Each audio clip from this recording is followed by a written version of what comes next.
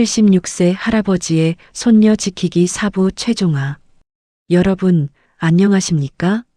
지난 편에서는 할아버지가 아들 친구로부터 결정적 증거를 받는 이야기를 들려드렸습니다. 산재 보고서, 내부 메일, 사고 경위서, 아들의 죽음에 숨겨진 진실을 밝힐 증거였습니다. 할아버지, 이제 진짜 끝까지 갈 거다. 나 알아. 오늘은 이 이야기의 마지막 편입니다. 며느리는 바로 움직였습니다. 법원에서 기일 통보가 왔습니다. 본심리. 나는 변호사와 만나 준비했습니다. 아버님, 상대방 변호사가 만만치 않을 거예요. 알고 있습니다. 며느리 측에서 제출한 서류를 봤어요. 심리평가 보고서, 전문가 의견서, 경제력 증명. 나는 서류를 봤습니다. 두껍게 쌓인 종이들이었습니다. 하지만 우리도 준비했잖아요. 10년의 기록, 산재 증거 증인. 변호사는 웃었습니다. 네. 충분히 싸워볼 만합니다. 그날 밤 나는 잠을 못 잤습니다. 내일이면 법정에 서야 했습니다.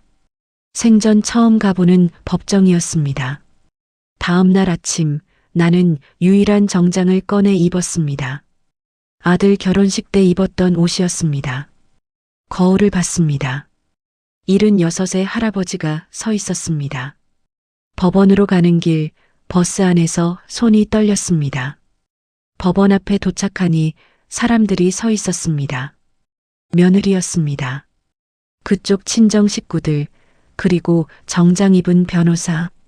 며느리는 나를 보더니 고개를 돌렸습니다. 나는 법정 안으로 들어갔습니다. 생각보다 좁았습니다. 하지만 천장은 높았습니다. 앞에 판사석이 있었고 양쪽에 책상이 있었습니다. 나는 변호사 옆에 앉았습니다. 며느리는 반대편에 앉았습니다. 잠시 후 판사가 들어왔습니다. 여자 판사였습니다. 모두 일어나십시오. 우리는 일어섰습니다. 앉으십시오. 판사는 서류를 펼쳤습니다. 친권자 지정 및 양육권 분쟁 사건입니다. 청구인 측 입장 먼저 듣겠습니다. 며느리 측 변호사가 일어섰습니다. 30대 중반쯤 돼 보이는 남자였습니다. 존경하는 재판장님, 이 사건은 명확합니다. 친모가 친권자이고 양육 능력도 충분합니다. 변호사는 서류를 제출했습니다. 친모는 안정적인 직장이 있으며 경제적으로 여유가 있습니다. 반면 조부는 76의 고령이며 월소득 130만 원의 학교 관리인입니다. 나는 주먹을 쥐었습니다. 또한 아동은 사춘기 여학생으로 앞으로 대학 진학, 취업, 결혼 등 많은 지원이 필요합니다. 고령의 조부가 이를 감당하기는 현실적으로 어렵습니다. 판사는 고개를 끄덕이며 들었습니다. 그리고 조부의 양육 환경도 문제가 있습니다. 현재 5평 남짓한 월세방에 거주하고 있으며 그 말에 나는 얼굴이 뜨거워졌습니다. 아동보호기관의 조사 보고서를 보시면 양육 환경이 부적절하다고 나와 있습니다. 변호사는 서류를 제출했습니다. 판사는 그것을 받아봤습니다. 따라서 친모에게 친권과 양육권을 모두 인정해 주시기 바랍니다. 변호사는 앉았습니다. 판사가 우리 쪽을 봤습니다. 피청구인 측 입장 들어보겠습니다. 우리 변호사가 일어섰습니다. 존경하는 재판장님, 이 사건의 핵심은 하나입니다. 누가 실제로 아이를 키웠는가? 변호사는 서류 뭉치를 들었습니다. 청구인, 즉 친모는 아이가 6살 때 양육을 포기하고 떠났습니다. 10년 동안 연락 한 번 없었습니다. 반면 피청구인, 즉 조부는 10년 동안 아이를 홀로 키웠습니다. 학교 기록, 병원 기록, 모두 조부 이름으로 돼 있습니다. 변호사는 서류를 제출했습니다. 학부모 상담 12번, 병원 진료 24번, 모두 조부가 동행했습니다. 주민등록도 10년 동안 조부 주소에 있었습니다. 판사는 서류를 받아봤습니다. 경제력이 부족하다고요? 조부는 66의 나이에 학교 관리인으로 학원비를 벌었습니다. 급식실에서 설거지하고 복도를 닦으며 아이를 키웠습니다. 나는 고개를 숙였습니다. 이것이 진짜 양육입니다. 서류상의 능력이 아니라 실제로 함께한 시간입니다. 변호사는 앉았습니다. 판사는 잠시 생각하더니 말했습니다. 조부께서 직접 말씀해 보시겠습니까? 나는 일어섰습니다. 다리가 떨렸습니다. 저는 목소리가 떨렸습니다. 숨을 고르고 다시 말했습니다. 저는 완벽한 사람이 아닙니다. 판사는 나를 봤습니다. 나이도 많고 돈도 없습니다. 작은 방에서 삽니다. 며느리 측 변호사가 뭔가를 적었습니다. 하지만 한 가지는 말씀드릴 수 있습니다. 저는 도망치지 않았습니다. 나는 판사를 똑바로 봤습니다. 아이가 아플 때, 학교에서 울 때, 밤에 무서울 때 항상 제가 있었습니다. 법정이 조용해졌습니다. 열이 나면 밤새 안고 있었고 학교 행사마다 갔습니다. 입학식도 졸업식도 체육대회도 제가 나는 손수건을 꺼내 눈을 닦았습니다. 저는 이 아이 할아버지입니다. 하지만 10년 동안은 엄마였고 아빠였습니다. 그 말을 하고 나서 나는 앉았습니다. 판사는 잠시 아무 말도 하지 않았습니다. 그때 며느리 측 변호사가 손을 들었습니다. 질문 하나 하겠습니다. 판사가 고개를 끄덕였습니다. 조부님, 앞으로 10년 뒤에도 아이를 키울 수 있으십니까? 나는 그 질문에 대답할 수 없었습니다. 조부님은 지금 76이십니다. 10년 뒤면 86입니다. 그때도 아이를 돌볼 수 있으십니까? 나는 입술을 깨물었습니다. 대답 못 하시는군요. 왜냐하면 불가능하니까요. 변호사는 앉았습니다. 나는 주먹을 쥐었습니다. 대답하고 싶었지만 거짓말은 할 수 없었습니다. 그때 우리 변호사가 손을 들었습니다. 증인 신청하겠습니다. 누구입니까? 김철수입니다. 망인의 직장 동료였습니다. 판사가 고개를 끄덕였습니다. 증인 입장시키십시오. 문이 열리고 김철수가 들어왔습니다. 그는 증인석에 섰습니다. 선서하십시오. 김철수는 선서를 했습니다. 우리 변호사가 물었습니다. 증인은 망인과 어떤 관계였습니까? 회사 동료였고 같은 노조에서 일했습니다. 망인의 사망 원인이 무엇입니까? 김철수는 숨을 고르고 말했습니다. 산재였습니다. 과로사였습니다. 법정이 술렁였습니다.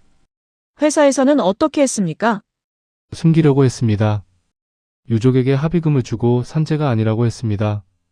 며느리는 얼굴이 하얗게 질렸습니다. 그 합의금은 어떻게 배분됐습니까? 배우자 몫이 따로 있었고 미성년 자녀 몫은 3억 원이었습니다. 친모는 자기 몫을 받았습니까? 네.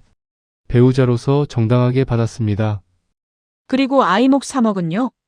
김철수는 며느리를 봤습니다. 미성년자 신탁 계좌로 넣어야 했습니다. 하지만 친모는 그것까지 자기 개인 계좌로 가져갔습니다. 법정이 술렁였습니다. 그 후에 아이는 어떻게 됐습니까? 조부에게 맡기고 떠났습니다. 우리 변호사는 서류를 제출했습니다. 산재 보고서, 사고 경위서, 내부 메일, 그리고 계좌 이체 내역입니다. 판사는 그것을 받아봤습니다. 한참을 읽었습니다. 며느리 측 변호사가 일어섰습니다. 이의 있습니다. 이 서류들의 출처가 불분명합니다. 우리 변호사가 말했습니다. 회사 내부 자료이며 증인이 직접 보관했던 것입니다. 그것은 절차상 문제가 판사가 손을 들었습니다. 일단 증거로 채택하겠습니다. 진위는 추가 확인하겠습니다. 며느리 측 변호사는 앉았습니다. 판사는 며느리를 봤습니다. 친모께서 말씀하실 게 있습니까? 며느리는 일어섰습니다. 저는 그때 어쩔 수 없었습니다.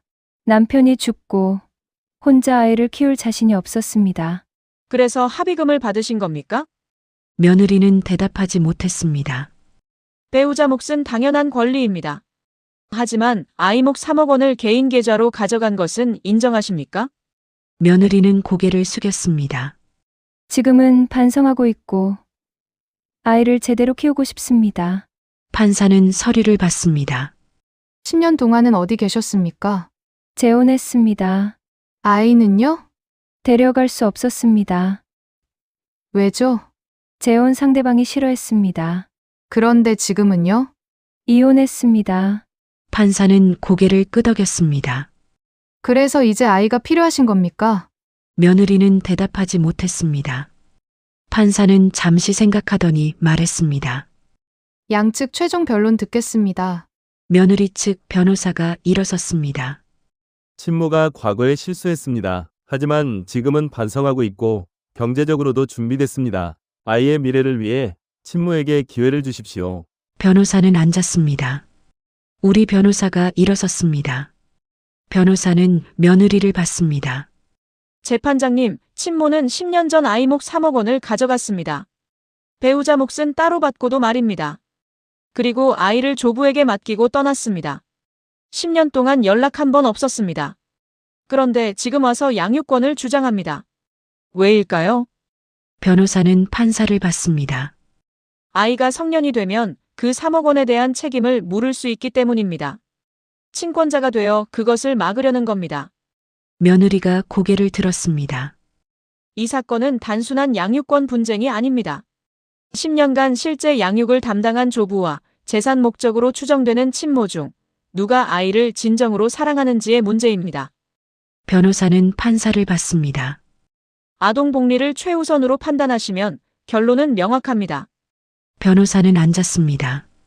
판사는 서류를 정리하며 말했습니다. 오늘 심리는 여기까지 하겠습니다. 판결은 2주 뒤에 선고하겠습니다. 판사는 일어섰습니다. 모두 일어나십시오. 우리는 일어섰습니다. 판사가 나가고 사람들이 움직이기 시작했습니다. 나는 그 자리에 서 있었습니다. 다리에 힘이 없었습니다. 아버님, 잘하셨어요. 변호사가 말했습니다. 정말입니까? 그럼요. 판사님 표정 보니 우리 쪽으로 기울었어요. 나는 고개를 끄덕였습니다.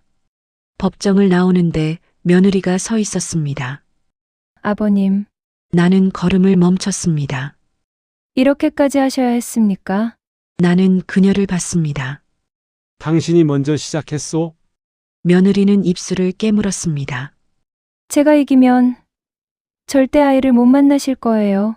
나는 웃었습니다. 당신이 지면 아이는 당신을 기억도 못할 거요. 며느리는 고개를 돌렸습니다. 나는 법원을 나왔습니다. 2주가 지났습니다. 그 2주 동안 나는 밥을 제대로 먹지 못했습니다. 잠도 잘 못 잤습니다. 손녀에게 전화했습니다. 할아버지, 언제 나와? 곧 무섭지 않아? 무섭다. 나도. 우리는 한참을 말없이 있었습니다. 판결일이 왔습니다. 나는 다시 정장을 입고 법원에 갔습니다. 법정에는 지난번보다 사람이 더 많았습니다.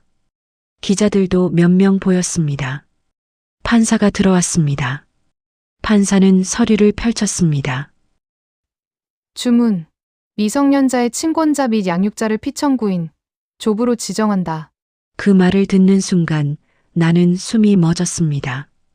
또한 미성년자 명의 재산은 별도 신탁 관리하도록 한다. 나는 눈물이 났습니다. 이후 이 사건은 실제 양육자가 누구였는지가 쟁점이다. 판사는 계속 읽었습니다. 기록에 의하면 조부는 10년간 손녀를 홀로 양육했고 학교와 병원 기록이 이를 뒷받침한다. 반면 친모는 10년간 연락 없이 지내다가 재산 문제가 발생하자 양육권을 주장했다. 더욱이 미성년자 명의로 신탁해야 할 산재합의금 3억 원을 개인 용도로 사용한 정황이 있어 재산 목적의 양육권 주장으로 보인다. 며느리는 고개를 숙였습니다. 조부의 나이와 경제력이 문제될 수 있으나 실제 양육 능력과 의지는 충분하다고 판단된다.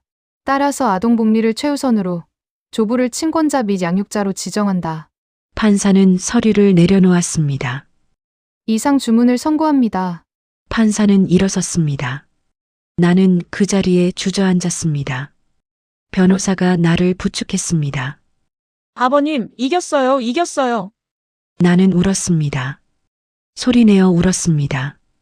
법정 밖으로 나오니 손녀가 서 있었습니다.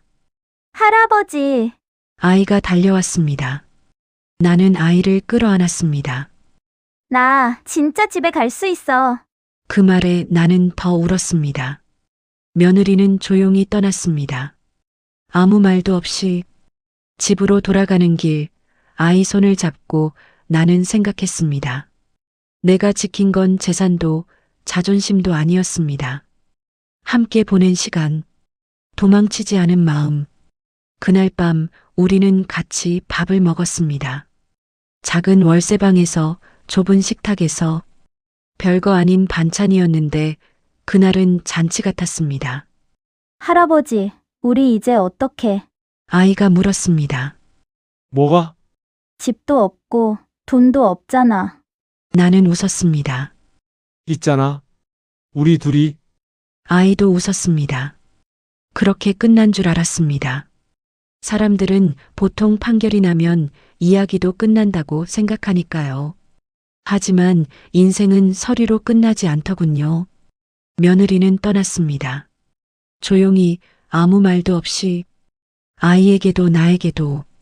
손녀는 한동안 밤에 자주 깼습니다. 할아버지, 나 또 데려가는 꿈 꿨어. 그럴 때마다 나는 아이 손을 잡았습니다. 이제 아무도 못 데려간다. 그 말을 아이보다 내가 더 많이 되뇌었습니다. 학교에서는 상담 선생님이 연락을 해왔습니다. 아이 표정이 많이 밝아졌어요. 그 말에 나는 고개를 숙여 인사했습니다. 보이지 않는 전화기 너머로. 작은 방은 여전히 좁았습니다. 벽지는 낡았고 화장실도 작았습니다. 하지만 아이 웃음이 돌아오니 집이 다시 집이 되더군요. 복지관 사회복지사가 말했습니다. 아버님, 아이 명의 재산 신탁 관리되니까 학비는 걱정 없으세요. 그 말에 나는 안도했습니다. 그리고 며느리가 빼돌렸던 3억 원도 일부 환수됐습니다. 아이 통장으로 들어갔습니다. 학교에서는 교감 선생님이 나를 불렀습니다. 형님, 수고 많으셨어요. 고개를 숙였습니다. 계속 일하셔도 됩니다. 우리가 응원합니다. 나는 그 말에 눈물이 났습니다. 동료들도 달라졌습니다. 형님, 멋있으셨어요. 나는 처음으로 떳떳하게 웃을 수 있었습니다. 어느 날 손녀가 말했습니다. 할아버지, 나 나중에 변호사 될까봐. 나는 웃었습니다. 왜? 나 같은 애 또 안 울게. 그 말에 나는 아무 말도 못했습니다. 그냥 아이 머리를 쓰다듬었습니다. 세월이 조금 흘렀습니다. 나는 더 느려졌고 손녀는 더 빨라졌습니다. 그래도 아침마다 같이 밥을 먹습니다. 등교 시간엔 여전히 손을 잡습니다. 사람들은 말합니다. 이제 좀 편해졌냐고. 나는 대답합니다. 편한 건 없습니다. 다만 후회는 없습니다. 가끔 손녀가 물어봅니다. 할아버지, 힘들지 않아? 나는 웃습니다. 힘들지? 근데 행복하다. 어떻게 둘 다야? 그게 인생이야. 요즘 손녀는 공부를 열심히 합니다. 변호사가 되겠다고. 나는 아이 옆에 앉아 책을 봅니다. 잘 모르지만 같이 있어줍니다. 밤에는 같이 TV를 봅니다. 좁은 방에서 작은 TV로. 그게 우리 일상입니다. 완벽하지 않지만 함께합니다. 부족하지만 포기하지 않습니다. 여러분께 이 말을 꼭 남기고 싶습니다. 가족이란 이유로 참아야 할 의무는 없습니다. 나이가 들었다고 물러나야 할 자리도 없습니다. 지켜야 할 사람이 있다면 그게 인생의 마지막 싸움이라 해도 끝까지 가십시오. 나이 들어도 인생의 주인공은 끝까지 바로 당신입니다. 오늘 이야기 여기까지 들어주셔서 감사합니다. 이 이야기가 조금이라도 마음에 닿았다면 구독과 좋아요 한번 눌러주십시오. 그게 이런 이야기를 계속 만드는 힘이 됩니다. 다음에도 좋은 이야기로 찾아뵙겠습니다. 감사합니다.